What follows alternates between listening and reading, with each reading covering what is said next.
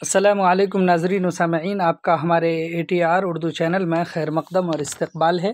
آج ہم آپ کے سامنے ترقی پسند تنقید کے بارے میں بات کریں گے اور اس کو ہم اچھی طرح سے سمجھیں گے کہ ترقی پسند تنقید ہیڈنگ ہی ہے، اور ترقی پسند تحریک نے اردو زبان و ادب کی توسیع و تشہیر میں نمایاں رول ادا کیا اور منثور و منظوم اصناف کو مواد اور ہیئت کے لحاظ سے متاثر کیا، یعنی جو پروز ہے اور پوئٹری ہے دونوں کو، یعنی نثر اور نظم دونوں کو، خواہ وہ مواد کے اعتبار سے ہو یا ہیئت کے اعتبار سے، یعنی سانچے اور ڈھانچے کے اعتبار سے ہو، انہوں نے متاثر کیا ہے ترقی پسند تحریک نے۔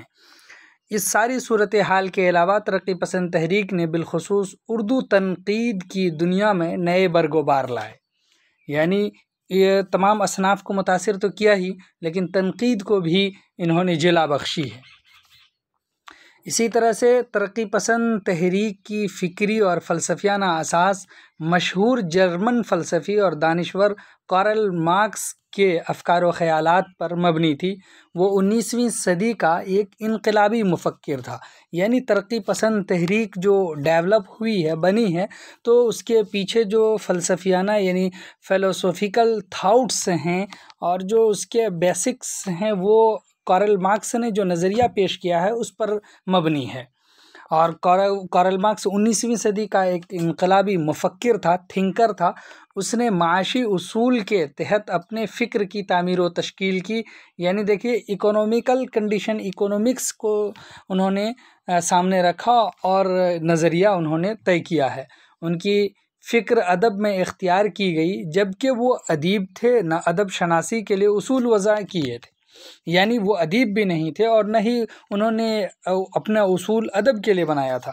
بات یہ ہے کہ کارل مارکس کے نزدیک مادہ یعنی میٹر کو بنیادی اہمیت حاصل ہے، یعنی اسی چیز کو ہر چیز کا ملجا و ماوا سمجھتے ہیں۔ تو معاشرہ اور زندگی کے ارتقاء کا راز مادی تقاضوں میں مضمر ہے، یعنی جب ان کو ہی اصل سمجھ رہا ہے تو ہر چیز کو اگر آپ جوڑ کر کے دیکھیں گے تو وہیں نتیجہ اسی تک پر جا کر کے اٹک جاتا ہے۔ لہٰذا سماج اور ادب کے آغاز کا سراغ بھی مادی تقاضوں میں تلاش کیا گیا۔ اردو میں جب ترقی پسند تحریک کا آغاز ہوا تو کارل مارکس کی تعلیمات سے متاثر افراد نے ادب شناسی کے لیے وہی اصول مقرر کیے جو ادیب کو سماجی حقائق کا عرفان حاصل کرنے کی ترغیب دے۔ یہاں سے اردو تنقید کے نئے سفر کی ابتدا ہوتی ہے، جو تنقید کو صنف کی نئی منزل پر لا کھڑا کیا۔ تو یعنی ترقی پسند تحریک سے جو تنقید شروع ہوئی ہے وہ ایک طرح سے نئی تنقید ہے۔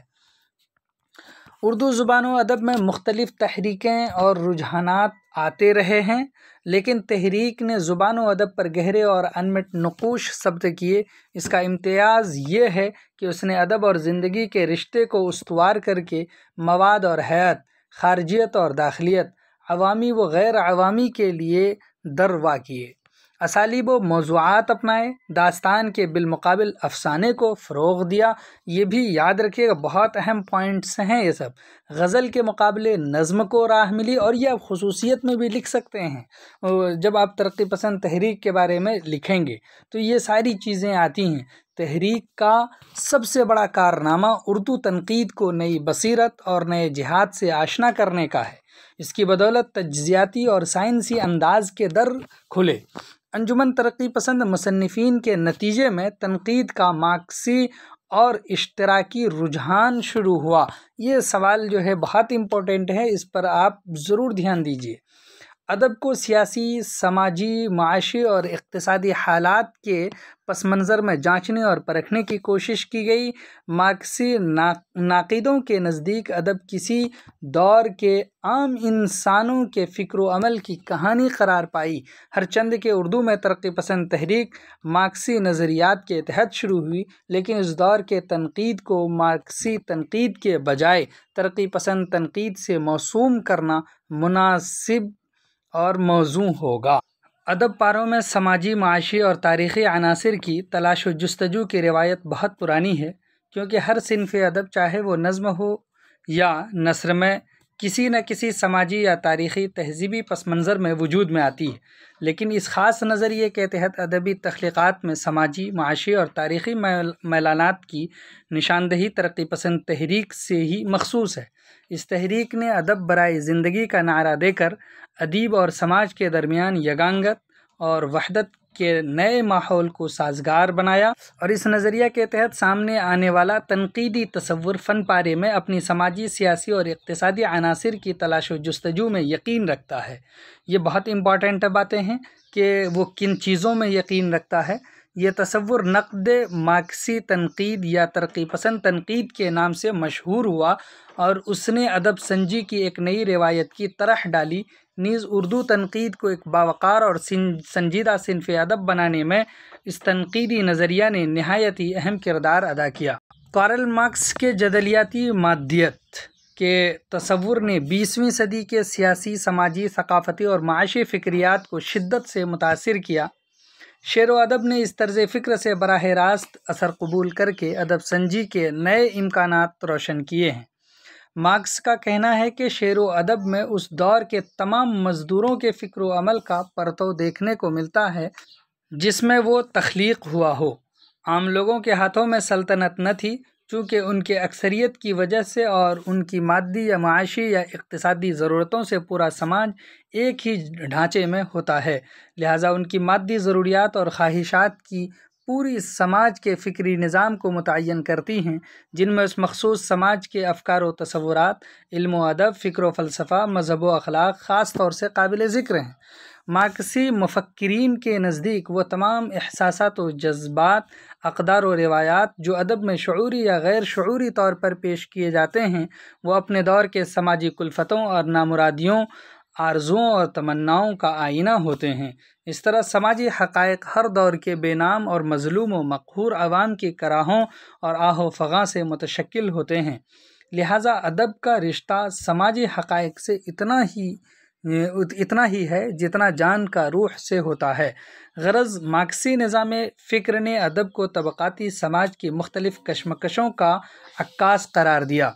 اردو میں ترقی پسند تحریک نے دوسری شعری اور نثری اصناف کے ساتھ ساتھ صنف تنقید کو اعتبار عطا کیا۔ اردو تنقید بلا شبہ حال ہی کے مقدمہ شعر و شاعری سے باضابطہ اور باقاعدہ طور پر شروع ہوتی ہے، لیکن 1935 تک اردو تنقید بحیثیت مجموعی، مکتبی، تشریحی، سوانحی، تاثراتی انداز میں لکھی جاتی رہی۔ 1936 میں ترقی پسند تحریک نے اردو تنقید کو ایک نیا ذہن، نیا طرز اور نیا فکری آہنگ تفویض کیا، اور اس دور میں کچھ ایسے فنکار سامنے آئے جنہوں نے صرف صنف تنقید کے ذریعے ہی ادبی دنیا قائم کرنے میں اپنی شناخت قائم کی۔ ان ناقدین جن میں اختر حسین رائے پوری، سجاد ظہیر، مجنوں گورکھپوری، سید احتشام حسین وغیرہ نہایت ہی اہمیت کے حامل ہیں، کی تنقیدات نے اردو تنقید کو زبان و بیان اور عروض کے مثلث سے باہر قدم رکھنے کا حوصلہ عطا کیا۔ مذکورہ ناقدین کے علاوہ بھی مارکسی تنقید کی تشریح و توضیح اور نئے فکری زاویوں سے دیکھنے والوں میں آل احمد سرور، ڈاکٹر عبدالعلیم اختر انصاری، عزیز احمد، ممتاز حسین، سردار جعفری، سید محمد عقیل رضوی، قمر رئیس، ذو انصاری، اسی طرح سے محمد حسن، محمد علی صدیقی، علی احمد فاطمی وغیرہ اہمیت کے حامل ہیں۔ طوالت کے خوف سے اس باب میں ہم نے صرف ان 4 رجحان ساز ناقدین کا قدر تفصیل سے ذکر کیا ہے جو بحیثیت ترقی پسند یا مارکسی ناقدین کے بطور اردو دنیا میں جانے پہچانے جاتے ہیں، جن کی تنقیدی تحریریں ترقی پسند تحریک کا منشور تصور کی جاتی ہیں۔ ترقی پسند ناقدین میں اختر حسین رائے پوری اپنے مقالہ ادب اور زندگی کی بدولت اردو کے تنقیدی افق پر چھا گئے۔ اس مقالے کو ترقی پسند تحریک کا منشور تصور کیا جاتا رہا ہے۔ اختر حسین رائے پوری نے مارکسی نقطۂ نظر سے ادب کو جانچنے کی طرح ڈالتے ہوئے اس کو سماجی اور معاشی پس منظر میں دیکھا۔ ادب کی تخلیق سے لے کر انسانی ذہن کے ارتقاء تک کے تمام معاملات کو وہ مادی حالات اور معاشی زندگی کا عکس سمجھتے ہیں۔ تو یہاں پر بتانا یہی ہے کہ یہ اختر حسین رائے پوری کی اس کتاب کا اور اس مقالے کا نام ضرور ایگزام میں پوچھا جاتا ہے، تو ذہن میں رکھیے گا، یا نہیں بھی پوچھا جائے تو اگر آپ تنقید کے ترقی پسند تحریک میں پہلے دور کا ذکر کریں گے تو اس کا حوالہ لازمی ہے۔ اسی طرح سے سجاد ظہیر ترقی پسند تحریک کے بنیاد گزاروں میں اہم نام ہے، اور انہوں نے نہایت ہی سلجھے ہوئے انداز میں اپنی تنقیدی تحریروں کے ذریعے اس تحریک کے خد و خال کو ابھارا۔ مارکسی افکار و تصورات کو منوعاً میکانیکی انداز میں اردو شعر و ادب پر منطبق کرنے کے بجائے سجاد ظہیر نے متوازن اور متناسب طریقہ کار اختیار کیا۔ مجنو گورکھپوری نے ترقی پسند تنقید کو وہ معیار اور وقار عطا کیا جو آگے چل کر اس طرز تنقید کا شناخت نامہ قرار پایا۔ ان کے 20 مضامین ان کی علمی پختگی اور ذہن و شعور کی بالیدگی کے مظہر ہیں۔ ترقی پسند ناقدین میں سید احتشام حسین کا نام کئی اعتبار سے قابل ذکر ہے۔ انہوں نے تنقید نگاری کے صبح و شام تک مارکسی خیالات کو اپنایا۔ ادب اور سماج، ادب اور زندگی، اسی طرح سے ادب اور تہذیب اور ادب اور تاریخ کے باہمی رشتوں پر انہوں نے مارکسی افکار کے تناظر میں اہم مباحث قائم کیے۔ غرض ترقی پسند تنقید نے اردو تنقید کو نئے افکار اور تصورات سے مالا مال کیا، نیز تنقید کو مکتبی، تشریحی یا سوانحی پیرائے بیان سے نکال کر اپنے عہد کے سماجی، ادبی، سیاسی اور فکری تقاضوں سے آنکھیں چار کرنے کے قابل بنانے کی کوشش کی۔ یہ صحیح ہے کہ کچھ ناقدین نے میکانیکی انداز میں مارکسی تصورات کو اردو ادب کی قدر سنجی کے دوران منطبق کیا، لیکن کچھ ایسے ناقدین بھی سامنے آئے جنہوں نے مارکسی خیالات کے حوالے سے مقامی، ادبی اور سماجی و سیاسی تقاضوں کے تحت مکالمے قائم کیے، اور جو ترقی پسند تنقید میں ہی نہیں بلکہ اردو تنقید کی تاریخ میں ایک روشن باد کی طرح آج بھی چمکتے ہیں۔ تو یہاں پر ہم نے ترقی پسند کیا ہے اور ترقی پسند تنقید میں کن چیزوں کو شامل اور داخل مانا جاتا ہے اس کا ذکر کیا ہے، اور اس کے اہم جو ناقدین ہیں ان کو ہم نے مختصر طور پر بیان کیا۔ امید کہ آپ کو یہ بات سمجھ میں آئی ہوں گی، اور یہ ویڈیو پسند آئے تو لائک کیجئے، شیئر کیجئے، اور پھر چینل کو سبسکرائب کیجئے۔ ملتے ہیں پھر ہم ایسے ہی بہترین ویڈیو کے ساتھ، تب تک کے لیے خدا حافظ، السلام علیکم۔